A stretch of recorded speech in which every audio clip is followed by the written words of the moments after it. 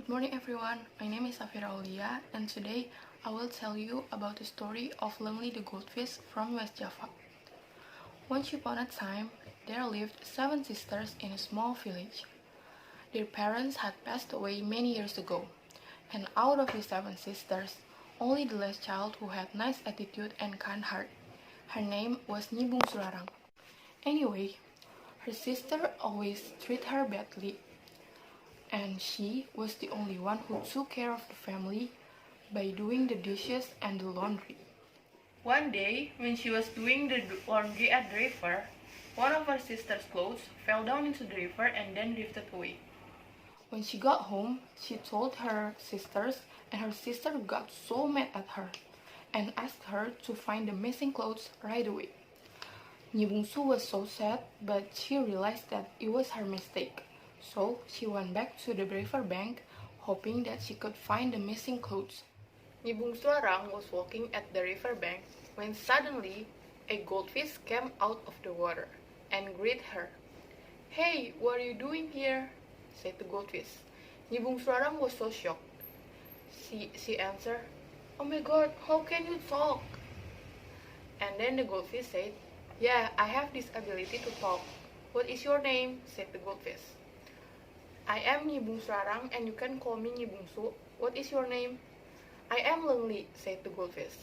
"What are you doing here?" Lengli asked. "I have to find my sister's missing clothes. Can you help me to find them?" said Nyibung Suarang. "Of course." And then the Lengli managed to find her sister's missing clothes. "Is this the clothes that you're searching for?" said the Lengli.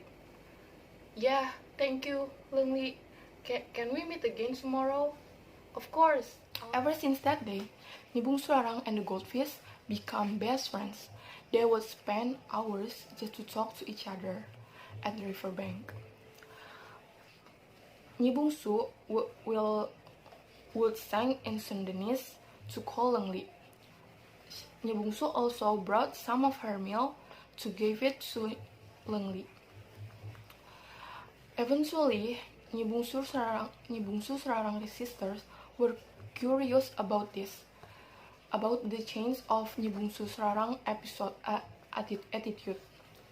Then, one day, the Nyibung Su Surarang sisters followed her to the riverbank, and they were shocked to see that they saw Nyibung Suarang was talking to a goldfish. And then they decided to catch it and then cook it, since the size of Lengli's body was so big. After a few days observing, they managed to catch the goldfish by singing in Sundanese and then use a food as a bait. A few moments later, the goldfish showed up in the water, and the sisters tried to catch it by using a fish net. The goldfish tried to escape, but since the sisters were stronger, the goldfish can't do anything. So they brought the goldfish back to their home and then cooked it and ate it. Nyibung Suarang, who had no idea about her best friends being killed by her sisters, went to the riverbank and sang in Sundanese. But nothing happened, and she was so sad because she couldn't see her best friend that day. When she arrived at home, she went to the kitchen and then saw a remains of golden fish. She recognized it right away as her best friend's Lengli. After that, she buried the remains of Lengli's body at the backyard.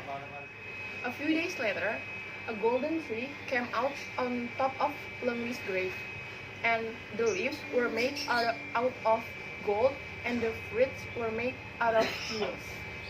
The story about Nyibung Suarang and her golden tree had spread among the villagers. A lot of people came to try to pick them by themselves. But every time they tried it, the leaves were turned into dust. Finally, the news reached to the palace, and the prince wanted to see it by himself. So he decided to go to the Nyibung Surarang's place and then tried to cook it by himself. And as they both predicted, the leaves turned into dust. And then Nyi Bungsu said to the prince, and cook it by herself. The prince was so shocked because the leaves didn't turn into dust and remains gold. Nyi Bungsu was the only one who can soak the leaves without turning it into a dust. After that event, they decided to get to know each other better. So the prince stayed at the village for a couple of days. The more he knew about Nyi Bungsu Rarang, the more affection he had for her. So the prince decided to propose Nyi Bungsu Rarang as his bride and brought her to his palace. Turned out, Nyi Bungsu Rarang had the same feeling for him, and she accepted the proposal. They finally got married and lived happily ever after at the palace. That's all from me. Thank you for your attention and have a good day.